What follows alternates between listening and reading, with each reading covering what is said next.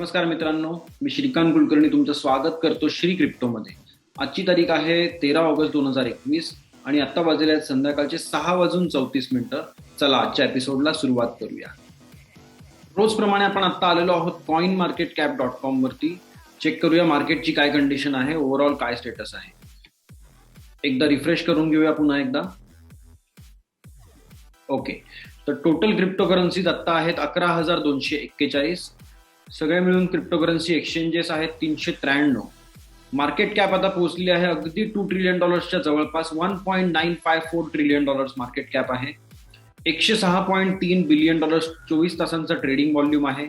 बिटकॉइनचा dominance कमी झालेला आहे, आणखीन 44.7% पोहोचलेला आहे. इथिरियमचा डॉमिनन्स आहे 19.4%. जर आपण आता टोटल मार्केट कॅप जर चेक केलं तर $1.95 ट्रिलियन आहे आणि 4.73% मार्केट कालपेक्षा वरती आलेलं आहे. आणखी आपण टॉप 10 क्रिप्टोकरन्सीज चेक करूया. बिटकॉइन फर्स्ट रँक वरती आता आहे $46,498. 4.34% मार्केट बिटकॉइन वर आलेला आहे 24 तासांमध्ये आणि 13.95% वाढलेला आहे 7 दिवसांमध्ये. $873.6 बिलियन मार्केट कॅप आहे.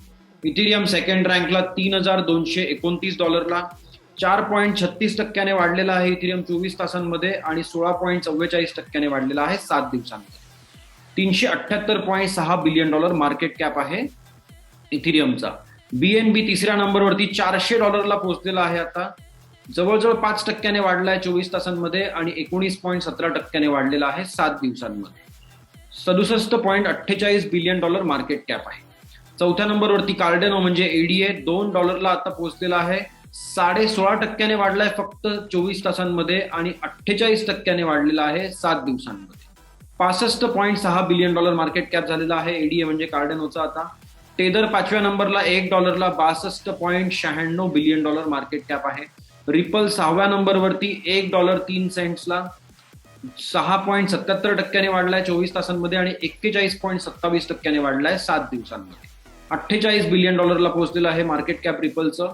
डोज कॉइन 7व्या नंबरवरती 27.69 म्हणजे $0.2769 4% वाढलाय 24 तासांमध्ये आणि जवळजवळ 38% वाढलेला आहे फक्त 7 दिवसांमध्ये.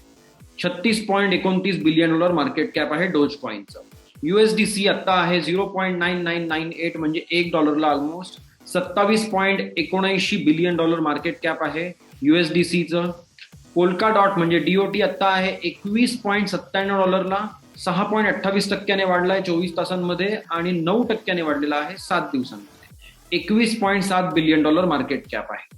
युनिस्वॉप आता आहे $29.65 6.18% वाढलेला आहे 24 तासांमध्ये आणि 17.82% वाढलेला आहे 7 दिवसांमध्ये. युनिस्वॉपचं टोटल मार्केट कॅप आहे $17.47 बिलियन. तर आपले टॉप 10 आजचे बघून झालेले आहेत. आपण आता वळूया क्रिप्टोकरन्सी जगतातल्या घडामोडी आणि बातम्यांकडे.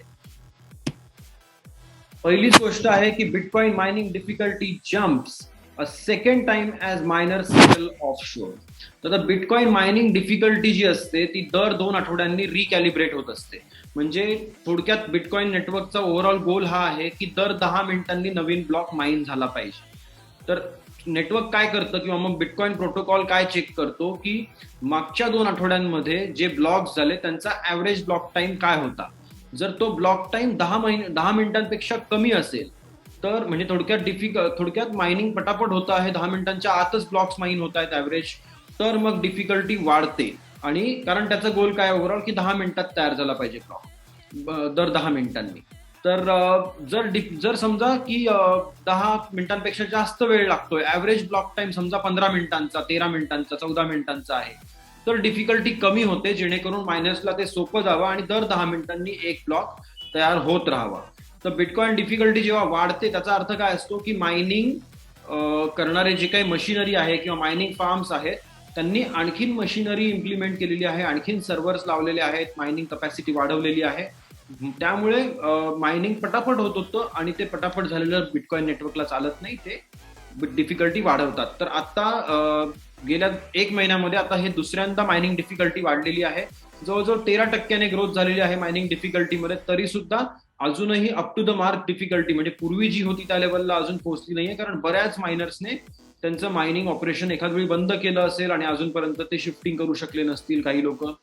तर काही लोकांनी ज्यांनी शिफ्टिंग ज्यांचं झालं, चायनामधून जे बाहेर निघाले आणि दुसरीकडे पोहोचले, मायनिंग स्टार्ट केलं, त्यामुळे आता ही डिफिकल्टी थोडी वाढतीये.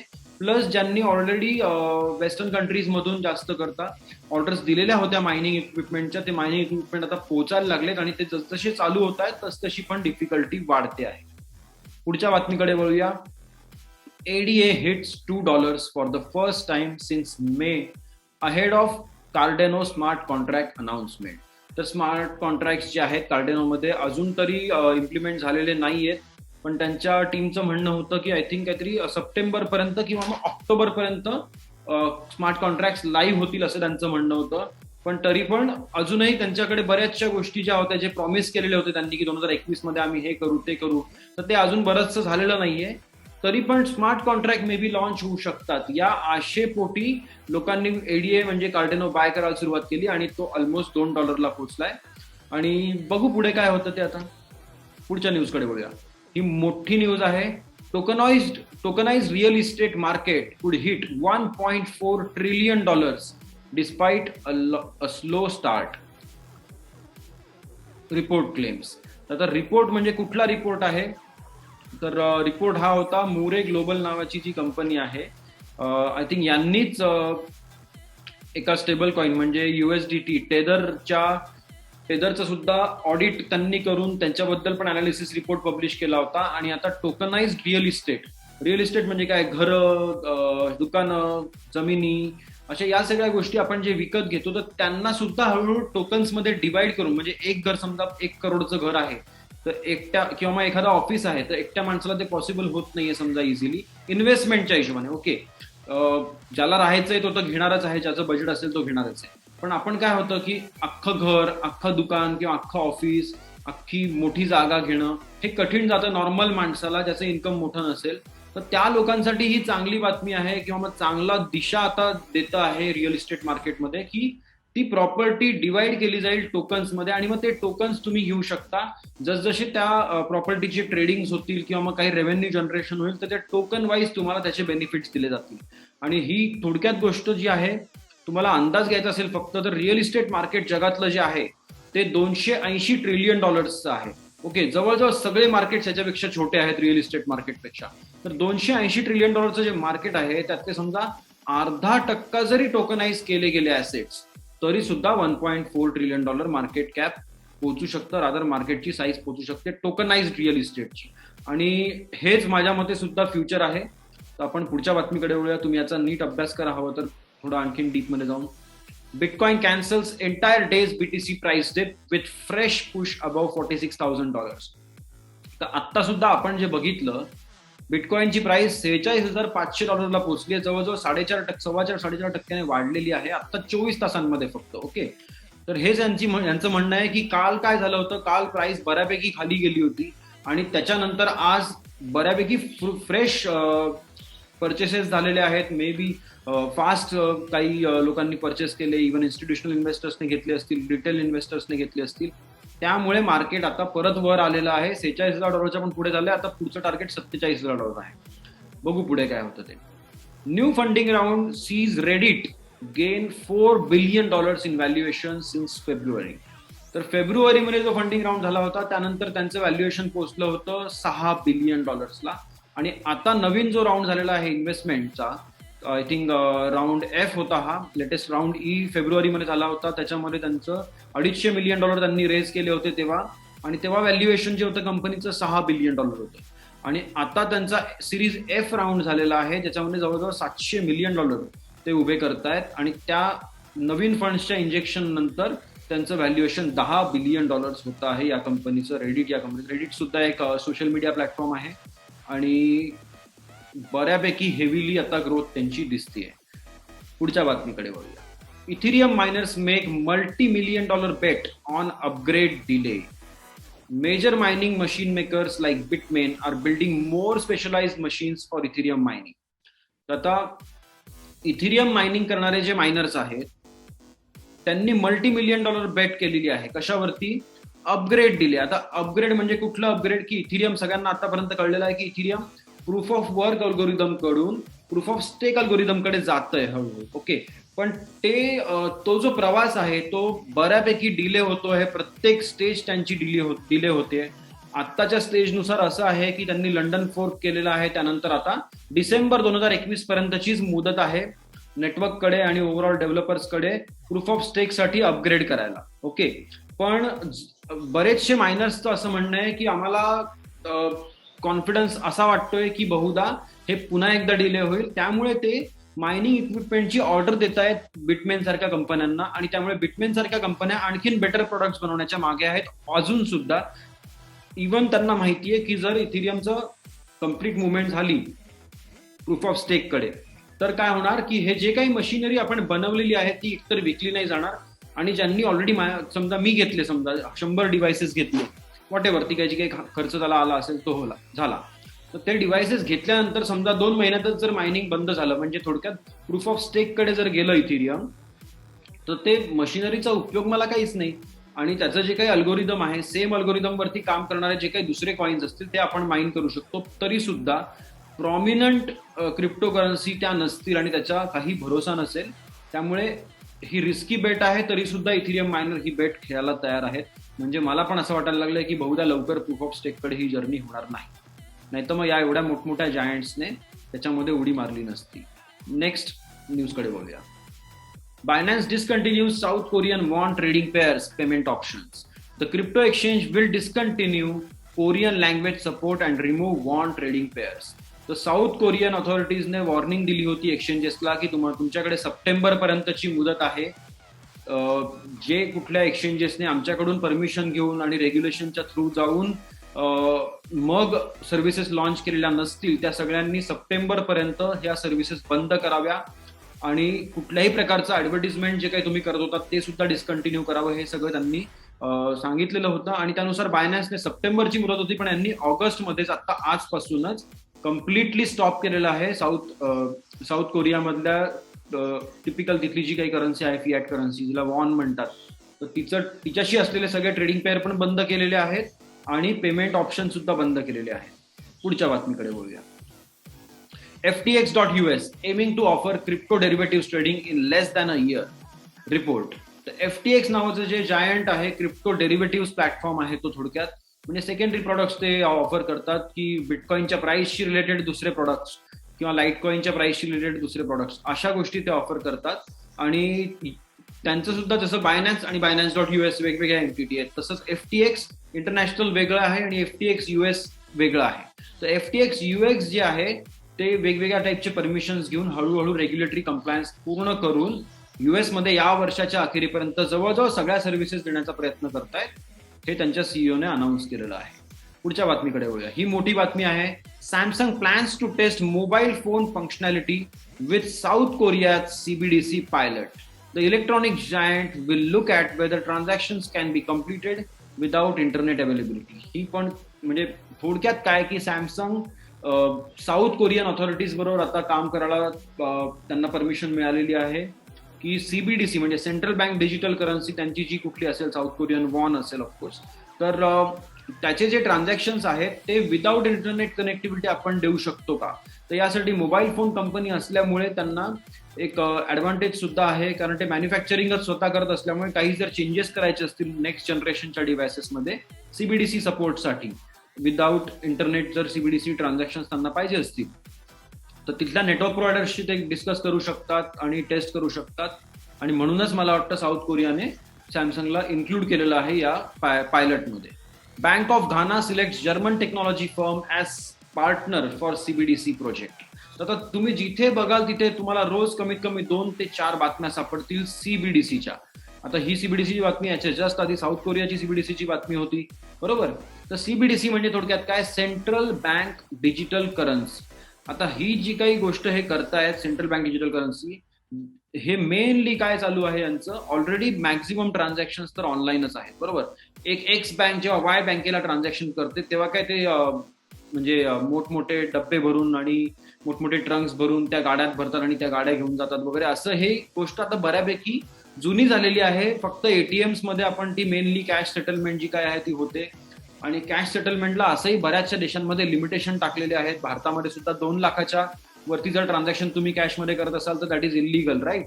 तर त्यामुळे काय होतंय की ऑलरेडी डिजिटल ट्रान्झॅक्शन भरपूर मोठ्या प्रमाणात आहेत, पण कसं डेव्हलपिंग कंट्रीज आणि अंडर डेव्हलप कंट्रीजमध्ये थोडे प्रॉब्लेम अजूनही आहेत. आणि मग आता हे काय करतात की क्रिप्टो करन्सीज बऱ्यापैकी जिथे जिथे डेव्हलपमेंट होते किंवा डेव्हलपिंग कंट्रीज अंडर डेव्हलप कंट्रीजमध्ये काय होतं की त्यांची नॅशनल करन्सी प्रॉब्लेमॅटिक असते, खूप फ्लक्च्युएशन्स वगैरे असतात, प्रॉब्लेम्स असतात. तर लोक क्रिप्टो करन्सीमध्ये डील करायला सुरुवात करतात. मग ते यांना आता नको आहे बऱ्याचशा सेंट्रल बँकांना, आणि त्यांना असं दाखवायचंय की बिटकॉइन का घेता तुम्ही, आमची सीबीडीसी घ्या, तुम्ही आपली ई सेडी घ्या घानामधली. तर हेच आता चालू आहे आणि सगळीकडे हे होणारच होतं कधी ना कधी. आता बघूया पुढे काय होतं ते. तर थोडक्यात काय की या सेंट्रल बँक ऑफ घानाने जर्मनी मधली एक कंपनी आहे, तिला तो कॉन्ट्रॅक्ट दिलेला आहे की आमच्या देशाची सीबीडीसी तुम्ही बनवा आणि पायलट प्रोजेक्ट करा, नंतर सगळं आपण टेस्टिंग करू आणि मग पुढे ते लॉन्च करू. तर नेक्स्ट बातमी अशी आहे की South African expert says tax dodging crypto traders face heightened jail threat. आता ठीक आहे, म्हणजे थोडक्यात काय आहे की जगात तुम्ही कुठल्याही देशात राहत असाल आणि तुम्ही जर टॅक्स भरला नाही, मग ते क्रिप्टो ट्रेडिंग मधून असो किंवा दुसऱ्या कुठल्याही कामातून, तुम्ही सोन्याचे ट्रेडर असा, तुम्ही इम्पोर्ट एक्सपोर्ट करत असू द्या, तुम्ही नॉर्मल एम्प्लॉई असू द्या, कुठले तुम्ही बिझनेसमॅन असू द्या, तुम्ही कुठल्याही टाईपचं काम करा, तुम्ही जर त्या देशाच्या गव्हर्नमेंटला तुम्ही त्यांचं जे काही इन्कम मेन सोर्स आहे जो टॅक्स असतो, तर तो जर तुम्ही भरला नाही तर मग तुम्हाला काही ना काही प्रॉब्लेम्स येणारच आहेत, बरोबर? तर याच्यामध्ये काही वेगळं आहे असं मला वाटत नाही. फक्त एकच मुख्य गोष्ट काय आहे की त्यांच्याकडचं सार्स म्हणजे साऊथ आफ्रिकन रेव्हेन्यू सर्व्हिसेस जे आहे, तर त्यांनी काहीतरी क्लॅरिटी द्यावी थोडक्यात ट्रेडर्सला. ती क्लॅरिटी दिल्यानंतर मग ट्रेडर्स म्हणतील ना की ठीक आहे, मला माहिती आहे की 10% टॅक्स भरायचा आहे किंवा 15% टॅक्स भरायचा किंवा 50% टॅक्स भरायचा, व्हॉट एव्हर. ती क्लॅरिटी सार्सने द्यावी. त्यानंतर ट्रेडर्स ठरवतील की बाबा कसं टॅक्स भरायचा आहे, कुठून आणायचे पैसे, ऑफकोर्स, राईट? किंवा मग त्यांच्याकडे पण आपल्याकडे कसे जसे सीए असतात, कंपनी सेक्रेटरी असतात, तर सीए कसं आपल्याला सांगू शकतात की बाबा माझं एवढं एवढं इन्कम झालेलं आहे क्रिप्टोमधून, तर हे शॉर्ट टर्म मध्येच येतं कारण मी फक्त 10च महिने होल्ड केलं होतं, नंतर मी सेल केलं. तर कॅपिटल गेन्स टॅक्सनुसार आपण त्याच्यावरती टॅक्सेस भरतोय भारतामध्ये सुद्धा. आता मी काय टॅक्स एक्सपर्ट नाहीये, त्यामुळे तुम्ही हे क्रॉस चेक करू शकता तुमच्या सीए बरोबर बोलून किंवा मग फायनान्शियल ऍडवायझरच्या थ्रू तुम्ही सीए पर्यंत पोहोचून अभ्यास करून हे करू शकता. मी जस्ट बेसिक गोष्टी सांगतोय. तर तसंच तिथे सुद्धा काही ना काही बेसिक जुने रूल तर असतील नॉर्मल ऍसेट्सच्या ट्रेडिंगच्या बाबतीत, क्रिप्टो बद्दल नसतील समजा, किंवा मग इन्कम टॅक्स बद्दल जे रूल असतील त्यानुसार क्रिप्टो ट्रेडर्सने काही ना काही ते फायलिंग करावं, टॅक्सेस भरावे, हेच त्यांचं म्हणणं आहे. पण थोडक्यात म्हणजे हायटन्ड जेल थ्रेट म्हणजे काय की बाबा साऊथ आफ्रिकेत तुम्ही सोनं ट्रेडिंग करून जर पैसे नाही भरले टॅक्स तर मग तुम्हाला कमी त्रास होईल, पण क्रिप्टो ट्रेडिंग करून जर तुम्ही टॅक्स नाही भरला तर जास्त त्रास होईल, असं त्यांचं म्हणणं आहे. पुढच्या बातमीकडे वळूया. Disconnected Venezuelan Bitcoin miners might resume operations in 48 hours. तर आत्ता आय थिंक 1-2 दिवसापूर्वीचीच बातमी होती की व्हेनेझुएलामध्ये खूप स्ट्रिक्ट रेग्युलेशन आहे. तुम्ही क्रिप्टोकरन्सी मायनिंग करू शकता, विजेचे दर सुद्धा अतिशय कमी आहेत. फक्त कसं आहे की त्यांच्याकडे एक एजन्सी आहे सेंट्रल, तिचं नाव आहे सुनाक्रिप.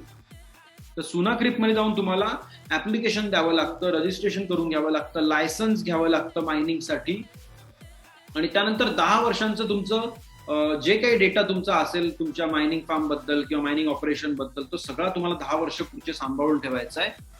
आणि एवढं सगळं सुद्धा करूनही मायनर्सचं अचानकपणे तिथल्या लोकल ऑथॉरिटीजने येऊन त्यांचं वीज पुरवठा खंडित केला होता, त्यांना मायनिंग पासून थांबवलं होतं. तर आता ते जाऊन मायनर्स जे आहेत ते जाऊन भेटले सुनाक्रिपच्या ऑथॉरिटीजला, आणि सुनाक्रिपने प्रॉमिस दिलंय की 48 तासांच्या आत तुमची वीज जी होती ती मिळेल तुम्हाला आणि सगळं नीट परत सुरू होईल. पुढच्या बातमीकडे वळूया. Crypto data firm dune analytics raises $8 million series A round led by union square ventures. तर आता क्रिप्टोकरन्सीचं अनालिसिस जे आहे किंवा मग रादर डेटा मिळवणं वेगवेगळ्या डिसेंट्रलाइज सिस्टीम्स मधून, ही थोडीशी किचकट बाब असू शकते कधी कधी, किंवा मग डेटा मिळवणं सोपं आहे, त्याची इन्फॉर्मेशन तयार करणं कठीण असतं, रादर डेटाला इन्फॉर्मेशन मध्ये कन्वर्ट करणं कठीण असतं, ऍक्शनेबल कंटेंट मध्ये कन्वर्ट करणं कठीण असतं. तर त्याच्यामध्ये बऱ्याच कंपन्या आता सध्या एंट्री करतायत आणि ऑलरेडी ज्या कंपन्या होत्या त्या आणखीन फंड्स रेज करून आणखीन मोठं होण्यासाठी काम करतायत. तर यांच्यामध्ये ड्यून अनालिटिक्समध्ये $2 मिलियन इन्व्हेस्टमेंट झालेली आहे आणि आता $8 मिलियन आता इन्व्हेस्टमेंट झालेली आहे. आणि अशा मल्टिपल कंपनीज आपण चेक केल्यात. रेग्युलरली आपलं चालूच आहे की एक जसं आता मध्ये झालं, आता ड्यून अनालिटिक्स झालं, आधी स्क्यू म्हणून एक कंपनी होती, कॉइन मेट्रिक्स होती, मेसारी याची पण न्यूज आपण चेक केली होती. नंतर अशा एकापेक्षा एक आहे, जसं आता डॅप रडार आहे. तर या सगळ्या कंपन्या क्रिप्टोकरन्सी जगतातल्या डेटा अनालिटिक्स मधल्या जायंट्स होतील हळूहळू, किंवा यांच्यापैकी 4-5 कंपन्या मोठ्या होतील, बाकीच्या फेल होतील, काही सांगता येत नाही. पण थोडक्यात काय आहे की क्रिप्टोकरन्सी अनालिसिस मध्ये किंवा मग क्रिप्टोकरन्सी डेटा फर्म ज्या आहेत त्यांना भरपूर भाव आहे 2021 मध्ये. तुम्ही सुद्धा काही त्यातला अभ्यास करू शकत असाल तर नक्की करा. पुढच्या बातमीकडे वळूया. Didi Taihuttu discusses hiding his cold storage wallets after selling everything for Bitcoin 3 years ago. आता जे नवीन लोक आहेत त्यांना माहिती नसेल की हु एक्झॅक्टली इज दिस गाय, पण डीडी जो आहे तो आय थिंक कॅनडा मधला मनुष्य आहे. आणि 3-1 वर्षांपूर्वी त्यांनी, ती फॅमिली खूप फेमस झाली होती जेव्हा त्यांनी सगळ्या गोष्टी त्यांच्या, म्हणजे घर, नंतर जेवढे प्रॉपर्टी जे काही असेल, घर असेल प्लस कार, बाईक, सायकल, सगळं जेवढं मिळेल त्या सगळ्या गोष्टी त्याने विकून टाकल्या. अख्ख्या फॅमिलीतल्या सगळ्या गोष्टी विकून टाकल्या आणि त्यांनी सगळे पैसे जेवढे होते त्याच्याने सगळे बिटकॉइन विकत घेऊन टाकले. आता तुम्ही बघा, त्याने $900 बिटकॉइन घेतलेला आहे आणि आता बिटकॉइन पोहोचलेला आहे $46,500. सो 900 ते 46,500 ही खूप मोठी जर्नी आहे. भरपूर ग्रोथ त्यांना ऑलरेडी मिळालेली असेल, तरी सुद्धा हे अजूनही डिजिटल नोमॅड टाईपची लाईफ जगतायत. आणि त्यांनी हेच कव्हर केलेलं आहे की त्यांनी त्यांचे क्रिप्टोकरन्सी स्टोअर कशी केली. तर ओव्हरऑल त्यांनी आय थिंक काहीतरी 26% क्रिप्टोकरन्सीज त्यांनी हॉट वॉलेट, म्हणजे फोनमध्ये, लॅपटॉपमध्ये, कुठे अशा वॉलेट्समध्ये ठेवलेली आहे. आणि 74% क्रिप्टोकरन्सी किंवा बिटकॉइन व्हॉट एव्हर जे काही त्यांच्याकडे ऍसेट्स असतील ते सगळे त्यांनी कोल्ड स्टोरेजमध्ये सांभाळून ठेवले. आणि 6 कोल्ड स्टोरेज ते त्यांच्याकडे आहेत. 6 कोल्ड स्टोरेज त्यांनी 4 वेगवेगळ्या ठिकाणी ठेवलेले आहेत. तुम्ही आय थिंक त्यांनी शेवटी दिलेलं आहे एकदम. Just a second.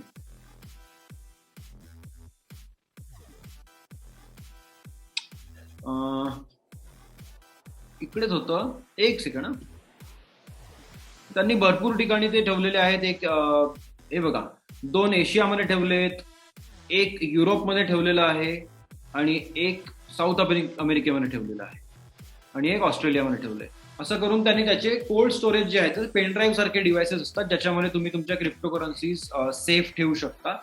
तर ते डिव्हायसेस त्याने 4 वेगवेगळ्या कॉन्टिनेंट जरी म्हटलं आपण तरी चालेल, कारण युरोप वेगळं झालं, एशिया वेगळं झालं, साऊथ अमेरिका वेगळं झालं आणि ऑस्ट्रेलिया, अशा ठिकाणी त्याने डिस्ट्रीब्यूट करून ठेवले. सो त्याला कधी काही विकायचं असेल तर त्याकडे हे 26% तर आहेतच. हॉट स्टोरेज म्हणजे कुठेतरी फोनमध्ये, लॅपटॉपमध्ये, कशात तरी त्यांनी ठेवलेले असतील. पण हे कोल्ड स्टोरेज त्यांनी वेगवेगळ्या देशांमध्ये पण वेगवेगळ्या कॉन्टिनेंटमध्ये नेऊन सांभाळून ठेवले. सो तुम्ही पण विचार करा की लोक जर तुमच्याकडे हाय क्वांटिटीमध्ये क्रिप्टो असतील ऍसेट्स तर खरंच कोल्ड स्टोरेज विकत घेऊन सांभाळून ठेवा. आणि तिथेच आपण आजचा एपिसोड आता पूर्णविराम घ्यायला काही हरकत नाही. आपण मुख्य घडामोडी सगळ्या कव्हर केलेल्या आहेत. फक्त एकदा मी कॉइन मार्केट कॅप रिफ्रेश करतो. ओके, तर 13 ऑगस्ट 2021 संध्याकाळी 7:01 बिटकॉइन होता $46,556. मी श्रीकांत कुलकर्णी तुमचा निरोप घेतो आजच्या एपिसोडमधून. उद्याच्या एपिसोडमध्ये आपण पुन्हा एकदा नक्की भेटूया आणि क्रिप्टोकरन्सी जगतातल्या नवीन घडामोडी बघूया आणि मार्केट अपडेट पण चेक करूया कुठे काय घडलेलं आहे. तोपर्यंत by the tips and hodl. Bye guys.